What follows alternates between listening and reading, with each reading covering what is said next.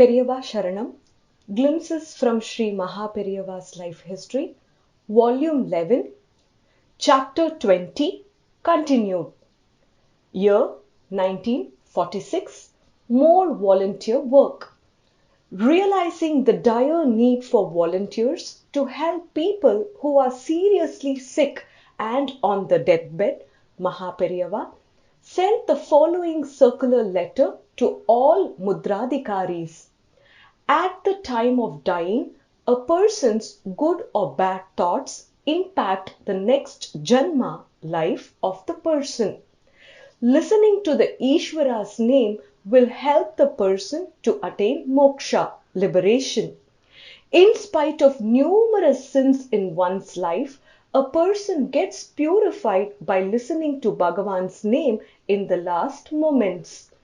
The person also attains heavenly bliss. It is important to help people attain bliss in this manner. To all Mudradikaris, if there is anyone in the Agraharam or village homes on the deathbed, before the person loses consciousness, you must reach the person carrying the prasadam from the local temple and loudly recite the Ishvara or Vishnu Nama name 1008 times. After the recitation, you must give the temple prasadam. Likewise, you must give the temple prasadam to the village headman and make use of the headman to provide similar services to dying persons in other areas around the village. One of the important objectives of the Mudradikari arrangement is to provide this Bhagavad Shravanam service, listening to God's name, to a Hindu in his/her last moments. During the later part of the year 1946, there was a series of massacres, rapes, abductions and forced conversions of Hindus and looting and arson of Hindu properties perpetrated by the Muslims in the districts of Noakhali of Bengal. People of our nation got extremely worried with such news. To review this situation in person, Gandhiji himself visited Noakhali. At this time, Mahaperiyava issued the following circular clarification that explains how our religion permits the forcibly converted people and degraded women to rejoin the religion. People who are forcibly converted should not feel that they have lost their religion. Also, Hindu religion should not discard Hindu women who have been forcibly carried and violated. To redeem such people, Hindu Shastras have provided solutions by the way of Prayachittam. We should collect the names of such women who preferred death over degradation and honor them by remembrance every day. Whether Hindu or Muslim, people who had helped and rescued others during the violent times deserve to be honored by the nation. Besides releasing this circular, Mahaperiyava also ordered his disciples to send money, blankets and clothes to the helpless people. The mutt also extended help. Year 1947. India's ancient culture. In January 1947, Mahaperiyava delivered a rare speech in Sri Matham on the subject of revival of our ancient culture and resolution of current crisis. He spoke at the annual celebrations of the Ayyuvayar Vedanta Pathashala. Excerpts from Mahaperiyava's speech.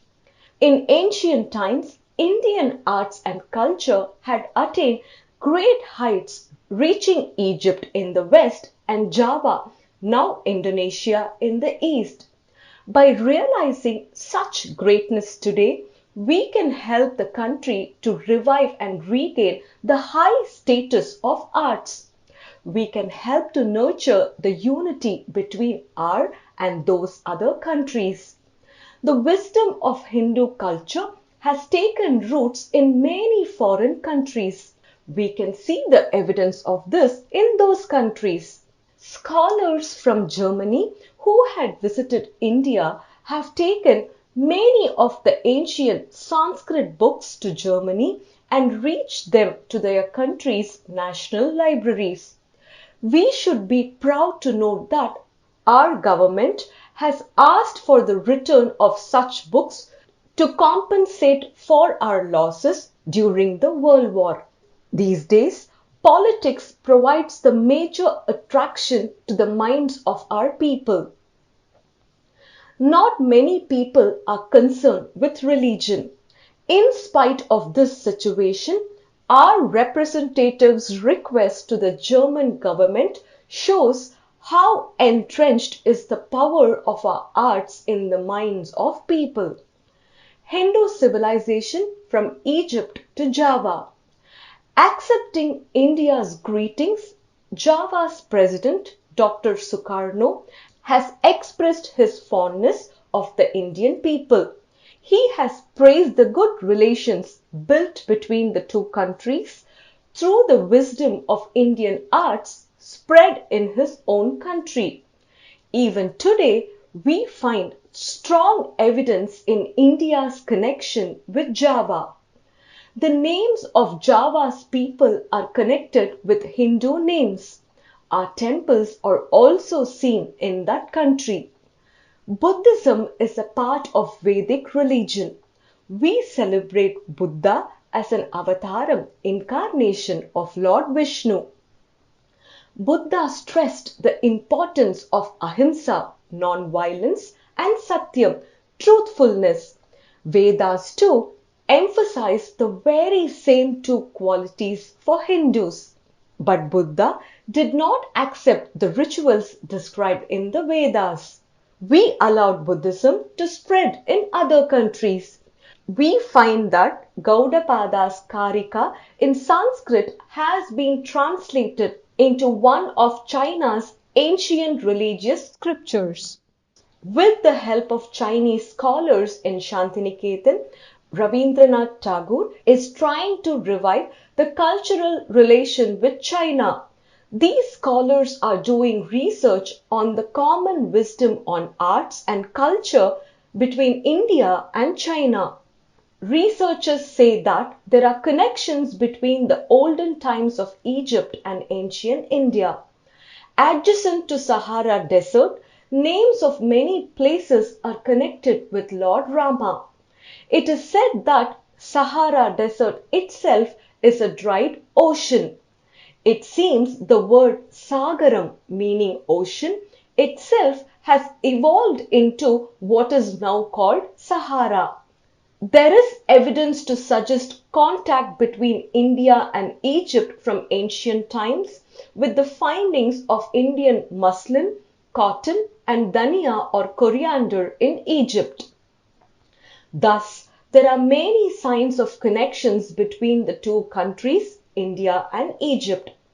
In the Old Testament Bible of the Christians, the term Adam denotes Atma and Eve denotes Jivan. The apple fruit described in it denotes the fruit Pipalam in Sanskrit. This fruit indicates desire. Adam is the sinless Paramatma Swarupam. Eve or Jivan is associated with Papam, sins. This is the cause for births and deaths. Dva Suparna Pippalam is the Upanishadic mantra that preaches us the same way.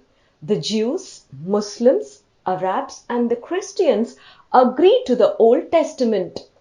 It may be said that it contains stories and preachings based on Hindu Shastras.